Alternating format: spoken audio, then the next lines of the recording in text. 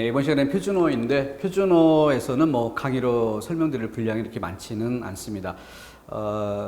암기할 수밖에 없는 영역이죠. 맞춤법이 그 표기상의 원리를 제공하는 그런 영역이기 때문에 그 원리 입각해서 정리할 것들이 꽤 많이 있는 공부를 해야 되는 그런 것들인데 표준어는 기본적으로 사정된 어휘 모음집이에요. 그래서 그 어휘를 암기할 수밖에 없는 그런 성질의 그런 단원입니다. 우선 그 부수 몇 개 보고 조금만 골라보도록 하겠습니다.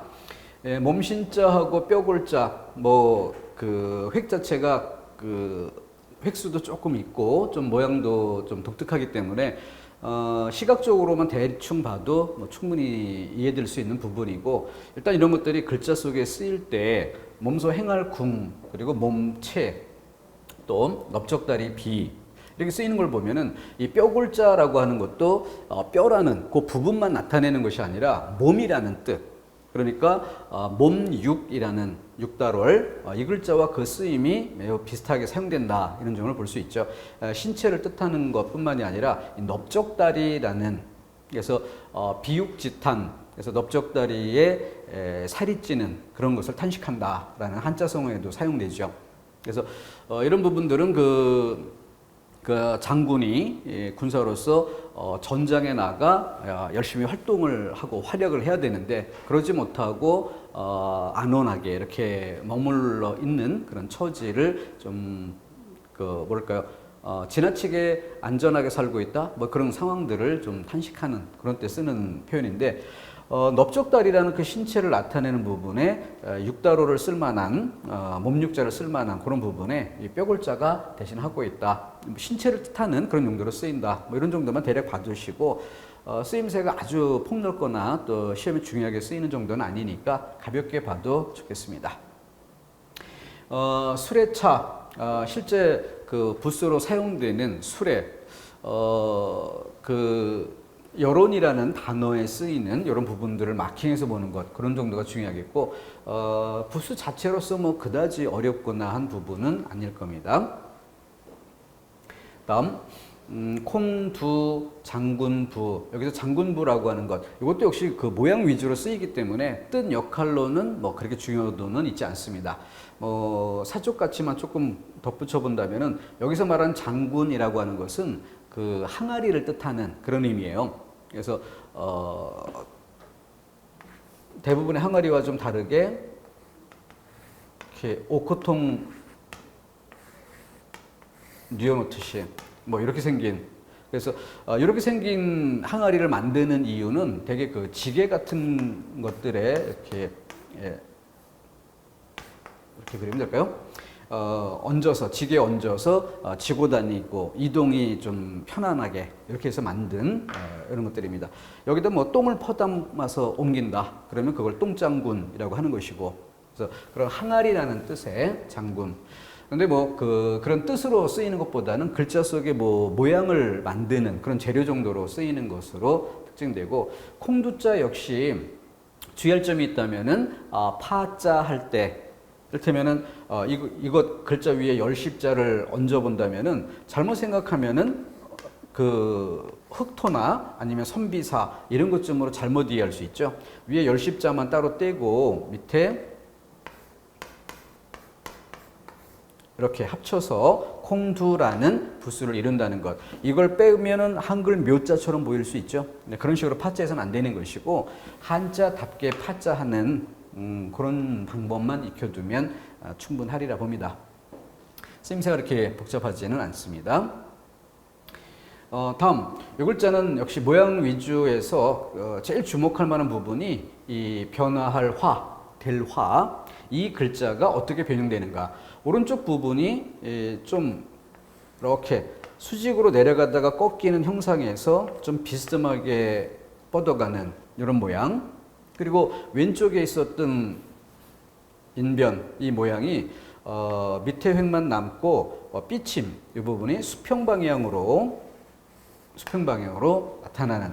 그래서 이 글자가 이 긴 장자의 아랫부분, 그리고 지지진이란 글자의 이 아랫부분, 이것이 바로 될 화, 변화할 화의 획이 변형된 모습이다.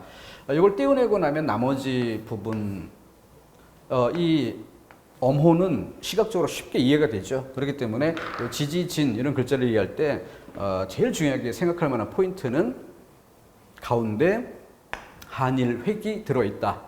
요 획 하나, 이거 딱 챙겨보는 것이 이 글자를 이해하는 포인트가 되죠. 요 델화를 안다면. 그거 이외에 뭐 다른 글자 속에서도 글자 전체를 이렇게 파자에서 암기하는 데 도움을 주는 그런 정도로서 부수 자체가 뜻으로 많이 쓰이지 않기 때문에 큰 어려움은 없습니다. 가볍게 보시고요. 표준어 세 과목으로 들어갔을 때 공부 방법을 소개하는 정도로 좀 시간을 줄여야 될 것 같아요. 표준어 항목을 어떻게 공부하는가 해서 지금 여기 칠판에 이렇게 PPT 준비를 해둔 항목은 맞춤법 공부했을 때의 틀을 활용할 수 있는 그런 정도 한 두어 가지만 수록해 봤고요. 기본적으로 표준어 공부 방법은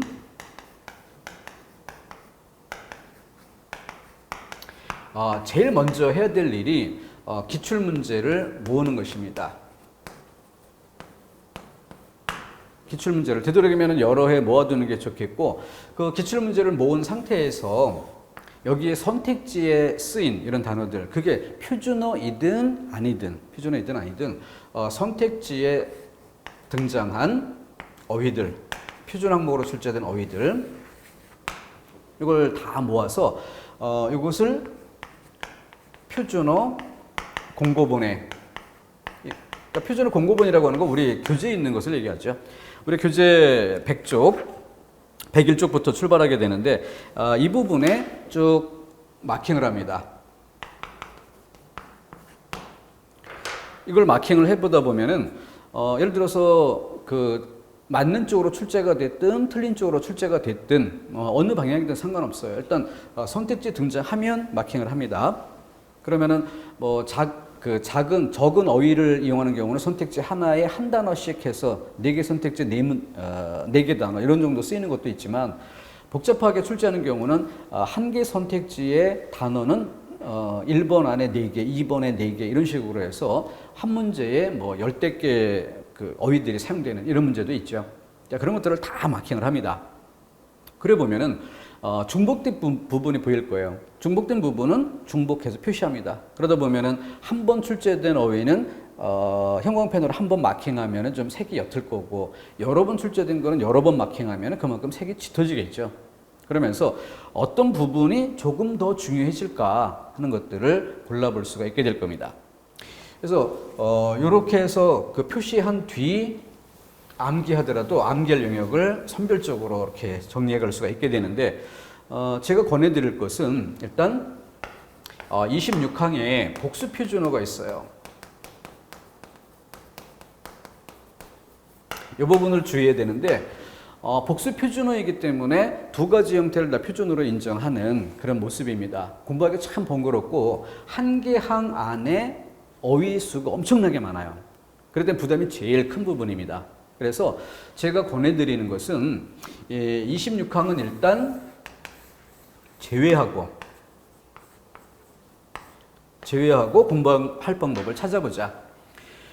왜냐면은 26항을 모두 다 암기해야만 하는 이런 상황은 어떤 경우일까? 그거는 4개 선택지 중에 2개 선택지 이상 26항에서 출제했을 때 이런 문제가 있느냐를 먼저 유의해서 살펴보도록 해야 됩니다. 26항은 암기하기가 굉장히 부담스러운 항목인데, 그걸 암기해야 되느냐 말아야 되느냐를 먼저 판단해야 된다는 거죠. 그러면 26항을 암기해야 되는 경우는 언제냐? 이렇게 한 문제 안에 2개 선택지 이상 26항에서 재료를 썼을 때 그걸 구별해야 되니까, 그쪽에서 답이 결정될 수 있게 해야 되니까. 그런데 이걸 일단 빼고 가자라고 말씀드리는 이유는, 나머지는 암기를 충분히 할 만큼 양이 적다는 거예요. 그래서 나머지를 암기해서 만약에 26항에서 1개 정도 선택지가 들어온다 해도 그 부분은 빼고 내가 암기했던 범위를 벗어나겠죠. 얘는 일단 빼놓고 나머지 3개 선택지로 판단을 내리자는 거예요. 그래서 맞는 걸 고르라고 했을 때 나머지 3개 중에 확실하게 맞는 게 있는지, 틀리는 걸 고르는데 나머지 3개 중에 확실하게 틀리는 게 있는지, 만약에 내가 판단해야 할 암기에서 충분히 판단할 수 있는 나머지 항의 어휘들 이것이 세 개가 다 맞거나 세 개가 다 틀리는 그런 상태라면 암기해두지 않았던 아마도 26항에서 출제됐음직한 잘 모르는 그 단어를 답으로 상대적으로 골라갈 수가 있겠죠. 이렇게 4개 선택지 중 3개만 확실하게 알면은 답은 맞출 수 있는 것이다 라는 점을 믿고 일단은 양이 많은 26항은 일단 좀 접어두자. 대신 나머지는 좀 철저하게 할 필요가 있겠죠. 그리고 최근에 추가된 어휘들이 좀 꽤 있어요. 그리고 최근 연도 출제되는 시험 문제들은 특히 서울시 등등 해서 이런 부분들 새로 추가된 어휘에서 출제하는 이런 사례가 많아지고 있죠. 그것 우선순위로 암기해 가도록 해야 되겠습니다. 자, 그러면은 이 부분은 본ጥ이 살아있다, 그렇지 않다라는 것으로 표기의 방향이 결정된 이런 사례를 견주어 볼 수 있도록 배치를 해봤습니다. 그래서 이 부분이 앞에 그 5항하고 뒤에 8항 뭐 이런 부분에 관련된 어휘들을 한꺼번에 섞어서 이렇게 제시를 해본 거예요. 요 삼촌 같은 경우는 현실적으로 대부분 발음이 삼춘이라고 발음되는 경우가 훨씬 많다는 것이에요. 삼촌의 발음이 삼춘이 옳다 이걸 얘기하는 게 아니라 양쪽으로 많은 사람들이 그렇게 부른다. 근데 다수가 이렇게 부름에도 불구하고 표기는 삼촌을 맞는 것으로 인정한다. 왜냐하면 본뜻이 살아있다. 어원의식이 투철하기 때문입니다. 그러니까 촌수 따지는 방법 우리가 잘 알고 있잖아요. 나로부터 아버지 일촌, 아버지로부터 할아버지까지 또 일촌, 할아버지의 그 자식 낳은 사람, 낳아준 사람으로 올라가면서 일촌, 낳은 사람으로 일촌. 그래서 세 마디이기 때문에 삼촌이고 삼촌이 결혼해서 자식을 낳으면 나하고 사촌이 된다는 것도 알고 있죠. 그래서 촌수 이 부분이 분명히 어원의식이 살아있기 때문에 발음과 무관하게 그리고 부조, 상호 부조, 서로 돕는다는 그 뜻이 잘 살아있기 때문에 부주, 부주돈 이런 말을 많이 사용하고 있어도 이것을 표준으로 인정한다. 사돈 역시 마찬가지입니다. 그런 것에 비추어서 오른쪽은 어원의식이 사라졌다. 강낭콩이라는 이 단어는 본래 강남에서 왔기 때문에 그래서 강남콩 또 강냉이도 강남이 뭐 이렇게 부르는 데서 비롯됐다라고는 하지만 우리는 사실 이 강남이 어디냐 뭐 그 텔레비전에 옛날에 어떤 프로에서는 이걸 실험해 보겠다고 뭐 강남에서 온 제비 그래서 제비에 인식표를 달아가지고 어디까지 가는가 뭐 이걸 추적해 보는 그런 경우도 있었는데 제비는 뭐 쭉 그 동남아 쪽으로 가서 말레이시아 이쪽 지역까지 갔다가 뭐 돌아온다 뭐 이런 그 얘기도 있어요. 그래서 우리가 그런 지역을 인도네시아나 말레이시아 뭐 등등 이런 지역을 강남이라고 인식하는가 그조차도 뚜렷하지 않은 거죠. 그렇기 때문에 강남콩이라는 거는 노란콩, 파란콩 하듯이 그냥 콩 이름 정도로 인식이 되는 거지 강남에서 비롯되어라는 의식은 사라졌다. 강남이라고 쓸 이유가 없게 되는 거죠. 사글세 역시 마찬가지예요. 삭 그러면은 예를 들어 그 삭이라고 하면은 요금 정도의 뜻으로 이렇게 간주해 볼 수 있는데 뒤에 월세 그럼 여기서 세라는 말은 또 세금이라는 뜻과 관련되는가? 세금하고는 개념이 다르죠. 그죠? 그렇기 때문에 만약에 삭이라는 걸 요금 정도의 뜻으로 이해해도 그래도 세라는 의미와 중복돼 버립니다. 한 단에 똑같은 의미가 양쪽에 쓰이는 중복되게 쓰이는 그렇기 때문에 뚜렷한 어원의식이 없다고 보아 소리 나는 대로 편하게 사글세라고 적게 된 거죠. 자, 다음 이거는 사이소리에 관련되는 그런 항목이라서 이 부분은 좀 정리해 볼 필요가 있는데요. 제일 먼저 따져야 될 것이 위아래의 의미 대립이 있느냐 이걸 보는 것이 우선입니다. 그래서 위아래의 대립이 있는 그런 경우는 이쪽으로 가서 정리를 해볼 거고 위아래 대립이 없는 경우는 아래쪽으로 가는데 예를 들어서 웃돈 그러면은 위아래 대립이 만약에 있다면 아랫돈이란 단어가 있어야 되겠죠. 우도른에 대응되는 아래어른이란 단어가 존재해야 될 겁니다. 근데 그렇지 않기 때문에 위라는 형태로 쓸 근거가 없다고 본 것이고, 그래서 웃으로 쓰는 거죠. 웃. 그래서 웃돌은 웃돈, 이걸 기본 요 의미를 확인하는 이런 도구로 쓰고, 주의할 것으로 웃옷이란 단어만 꼽도록 했는데, 그 이유는 웃옷, 아래옷 이렇게 대립되지 않느냐라고 착각할 수 있기 때문에. 그래서 웃옷이라는 것은 그런 의미가 아니라 속옷에 대응되는 겉옷의 개념으로 쓰는 말입니다. 겉옷. 그래서 이거는 암기할 때 단어가 되겠고요. 다음, 위아래 대립이 있어서 위로 적을 근거가 있는 것, 그것을 위로 쓰는 경우와 윗, 시옷을 붙이는 경우로 크게 나누어 볼 수 있습니다. 자, 그러면 이 구별은 뭐냐? 여기는 사이소리로 구별하면 되는 것이에요. 자, 위, 받침 없이 쓰는 경우를 보니까 이렇게 쌍지읒, 본래부터 된 소리인 경우, 여기는 본래부터 거센 소리인 경우죠. 이런 경우는 사이소리 조건이 되지 않기 때문에 시옷을 쓸 수 없다. 사이소리는 뭐예요? 본래 예사소리인데 발음상 된 소리가 되는 거죠. 윗도리, 윗바람, 윗변, 그리고 윗넓이, 윗머리, 여기는 니은음 덧생김이죠. 무서움 예사소리가 된 소리가 되는 경우와 유성음과 유성음이 만나서 중간에 니은음이 덧생기는 경우, 이렇게 크게 사이소리로 정리할 수 있기 때문에 이 부분은 암기하지 않고 맥을 잡아 정리하는 게 좀 수월한 그런 항목입니다. 이런 정도로 뺀 나머지는 개별 단어를 다 암기를 해줘야 돼요.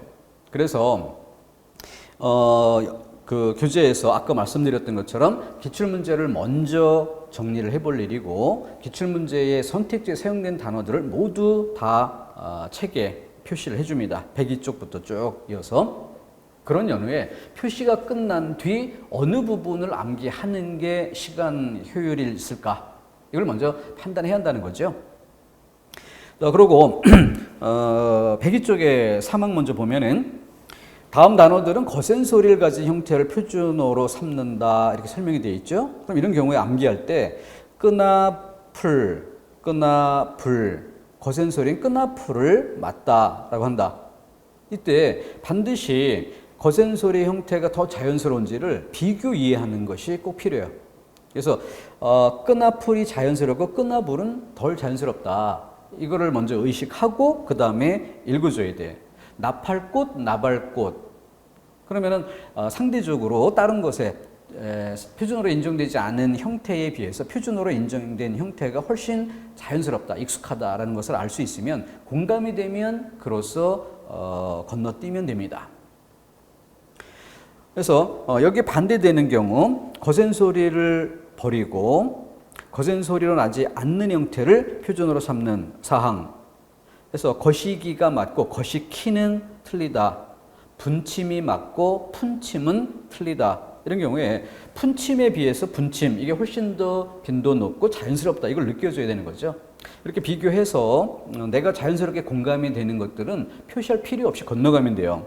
근데 경우에 따라서 책에 설명된 것과 달리 표준으로 인정되지 않는다고 한 경우가 오히려 내게는 자연스럽게 느껴지는 이런 경우가 있습니다. 그런 경우는 연필 같은 걸 사용해서 그 단어 테두리에 박스를 묶어준다든가, 예를 들어서 이 기출문제에 출제됐던 어휘들을 형광펜으로 쭉 마킹했든, 이것과 구별하기 위해서 기출문제에서 출제된 바는 없지만 나는 이게 헷갈린다 해서 표시를 해야 되는 거죠. 형광펜을 사용한다면 색깔을 좀 달리, 노란색을 쓰다가 황색을 주황색을 좀 사용한다든가 파란색을 사용한다든가 이런 식으로 색을 구별해서 표시 주는 것도 한 방법이 될 수 있습니다. 그리고 오른쪽에 그 6항 같은 경우에는 받침 있는 형태로 통일되는 것을 기본으로 하고, 둘째, 셋째, 넷째, 그 다음 10단위 이상의 서수사일 때 두째를 인정한다. 그럼 이것은 문맥에 넣어서 그 서수사라고 하는 것이 분명히 드러날 수 있게. 그래서 이를테면은 뭐 그 답안지를 채점할 때 그 답안지의 개수, 아니면은 포도를 먹을 때 포도의 개수 뭐 등등으로 총량을 나타내는 경우와 순서를 나타내는 경우, 이런 것들의 차이를 문맥상 구별이 될 수 있게 만들어주는 게 필요하죠. 그것이 암기를 좀 도와줄 수가 있습니다.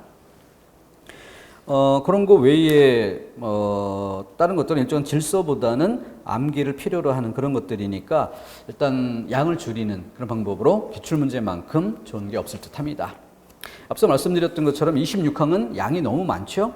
그래서 요거 말고 앞쪽에 16항 쪽에도 단수 표준어라는 항목이 있고 거기에 양거로 항목으로 4번, 5번 이렇게 나누어서 거기에 복수 이렇게 나온 부분이 있어요. 여기는 18항에 속하는 이런 정도의 복수 표준어 이런 건 암기줄 범위에 속한다는 거예요. 그리고 또 109쪽으로 가도 고어인 경우와 한자인 경우 등등 이런 항목들이 나오죠. 여기까지는 다 기본적인 학습 항목으로 넣어둘 만한 부분입니다. 근데 이런 것들에 비해서 뒤에 이어지는 26항 여기는 앞에 다른 항목에서 다루면서 복수가 인정되는 경우는 암기해야 돼. 이 26항은 일단은 빼고 가자라는 얘기죠. 그래서 이 부분이 지금 그 2페이지 거의 채워질 만큼 그런 분량인데 좀 효율적이지 못한 그런 측면이 있습니다. 이거 빼고 가는 게 좋겠고 그리고 112쪽, 113쪽에 추가된 단어들 이것은 최근 기출문제에서 어느 만큼 다뤄지는가 하는 것을 기출문제를 표시해보고 나면 그 중요도가 좀 느껴질 겁니다.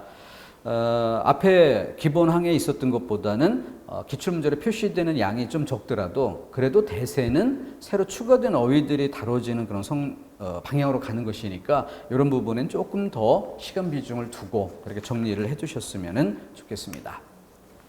자, 그 정도로 해서 표준어에 대한 소개는 일단락 짓고 끊었다가 외래어 로마자 이런 항목으로 이어가도록 하겠습니다.